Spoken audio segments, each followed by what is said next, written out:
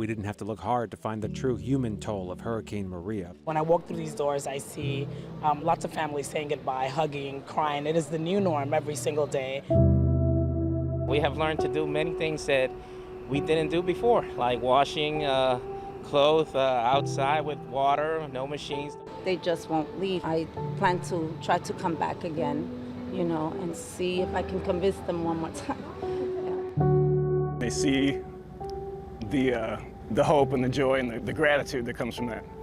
So very, very rewarding and very, very real. You just keep going, The idea is just don't give up. September 20th, 2017. For the 3.5 million people who call Puerto Rico home, it was a day that changed the world, and nearly 3 months later, they're still reeling. We returned to the Caribbean island to find out what, if any, progress has been made since the storm. And what we found is that life in Puerto Rico will never be the same. On approach to San Juan's International Airport, the first thing you see is the color blue. Blue tarps covering battered rooftops that stretch as far as the eye can see. More than 2 months later, it's what passes for protection from the rain. But at the airport, nothing stops the tears. We didn't have to look hard to find the true human toll of Hurricane Maria. The little girl clinging to her dad is named Sophia.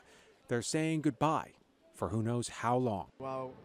It's really difficult, Exile Gonzalez told me. I feel like my heart is being ripped out of my body. Sophia is heading to New York with her mom. Life in Puerto Rico, just too hard. When I walk through these doors, I see lots of families saying goodbye, hugging, crying. It is the new norm every single day. She may share the name of the storm that caused such despair, but Maria Natal is a lifeline. The Bronx-raised duty manager for JetBlue here in San Juan has been working around the clock with her team to serve as many people as possible, with a tidal wave of Puerto Ricans booking every available seat for the mainland U.S. Hundreds of thousands have left the island. As U.S. citizens, they don't need passports, so flights out are booked through the end of the year. In the meantime, the inbound flights land laden down with relief supplies. This flight from JFK carrying pallets of water destined for a special storeroom at the airport for the families of the 300 JetBlue employees in San Juan, many of whom share the same dire straits as the passengers they're serving. 2 months after the storm, more than half of Puerto Rico was still in the dark. It's tough to see so many people day in and day out just not being able to continue any longer without any power, any water, any utilities. And back at the TSA checkpoint, every day and every night, it's the same story here. More tears, more farewells. It's gonna be really hard when I leave today. More frustration. Migdalia Figueroa flew down here from the Upper West Side to convince her brother and ailing father to come back with her, but they refused. For some, the prospect of leaving is even scarier than the storm itself. What I did for both was just buy them generators, bring in extra food, gave them cash, but they just won't leave. I plan to try to come back again, and see if I can convince them one more time. Yeah. Experts think the migration after Maria could be even more pronounced than it was after Hurricane Katrina, when the city of New Orleans lost 12% of its population. So far, hundreds of thousands of Puerto Ricans have fled a situation that on many parts of the island hasn't changed a bit. On the island's northwest coast, the city of Aguadilla is a surfer's paradise, but these days no one's focused on the breathtaking breakers. Instead, in pretty much every direction, it looks like Hurricane Maria blasted through just yesterday, eye-popping damage that's become a permanent part of people's lives.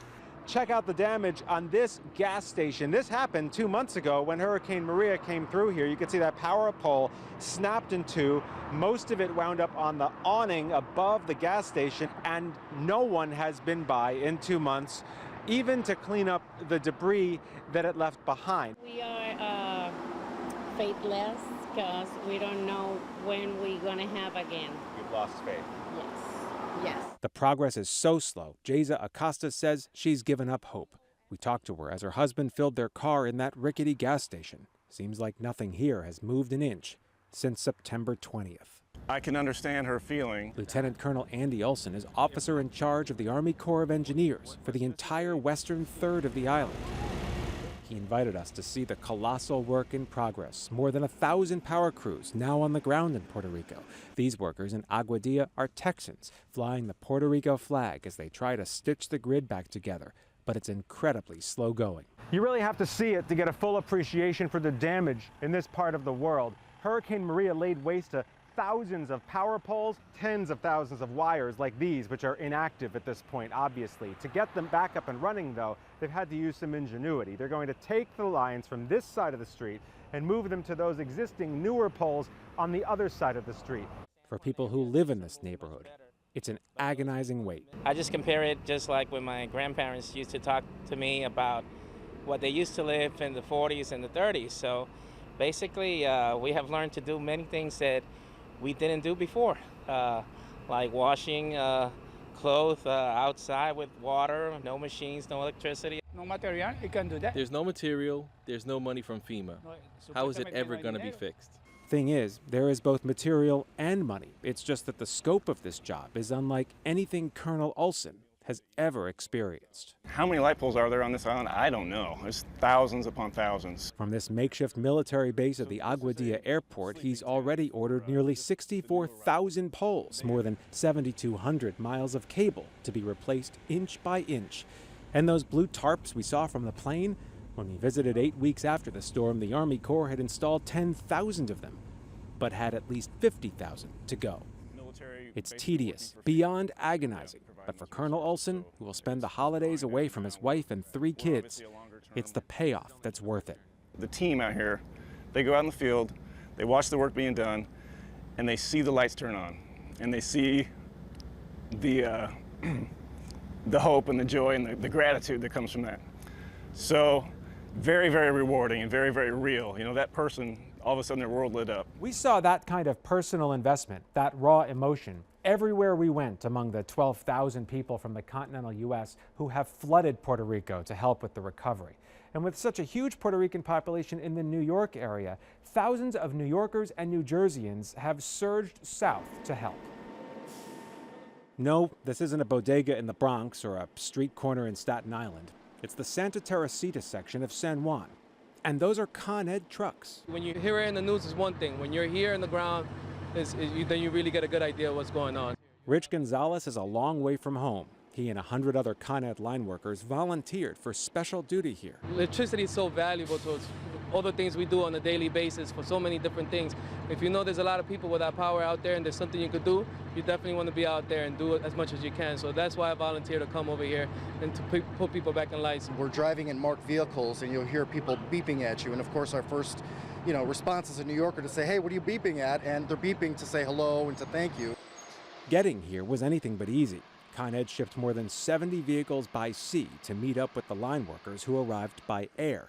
But it took 6 weeks for the Puerto Rico Power Authority, PREPA, even to ask for help because of the ill-fated contract it signed with Whitefish Energy, the tiny Montana company originally hired by PREPA. The cash-strapped utility had opted to hire Whitefish because of the logistical complexities of transporting and housing out-of-town power crews like Con Ed's. But they are here now, and they're staying until all the lights are on. You got people without power and you want to do the best you can. Could be anywhere in the world. There's something we could do, I want to be there to do something. They aren't the only public servants from the New York area on the ground to make a difference here. In Bayamón, just outside San Juan, we found a bunch of New Jersey cops keeping the traffic flowing. 8 weeks since the storm, the majority of traffic lights still useless.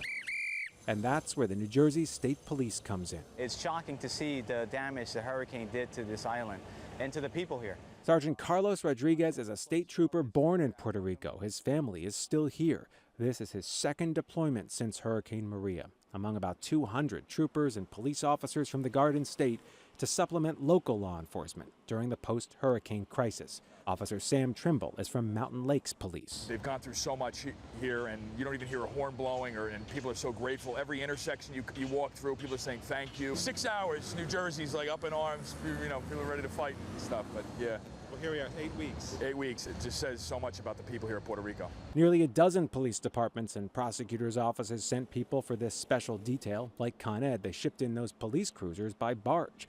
When they're done, they'll leave the cars behind for local departments that need all the help they can get when it comes to equipment and manpower. A lot of them still don't have power.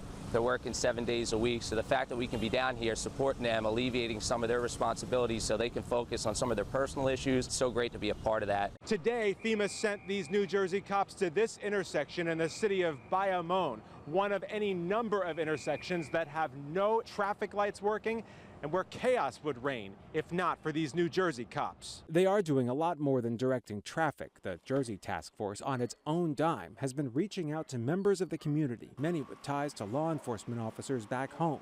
We went along with them as they brought water and meals to an elderly man, homebound and powerless, in more ways than one. Make sure they're okay. They have fuel, water, they have whatever they need to make their lives a little easier, we can provide. How are you? They're among the most vulnerable members of any society, but in Puerto Rico these days they seem all but forgotten.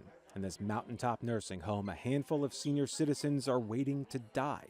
Nothing but a small fan powered by an ancient generator to keep them from suffocating in the blazing heat. Joanne Velez monitors nursing homes for the Puerto Rican government. This one is out in a rural area, in a mountainous area, so it's much harder to bring the electric power to an area like this. We got to do something. We can't, no American can live peacefully and know that this is what we're, our fellow citizens are going through. I'm sorry I'm emotional, but that's all.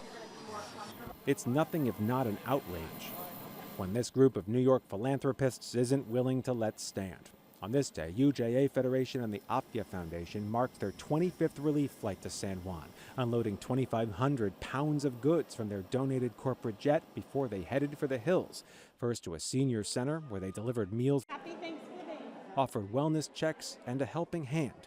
Eric Goldstein is the president of UJA. These are people who mostly still have no power at home. They have very little supplies in the local groceries, and we're here to bring additional supplies that they otherwise wouldn't have, so that there's some measure of comfort during a very difficult period here. But this was just a stop on the way to their true destination, this nursing home, where all the money goes toward fueling a wheezing generator that keeps a few lights on and that fan spinning. It's an incredibly sad place, but on this day, laughter. It's like they're all pretty except you.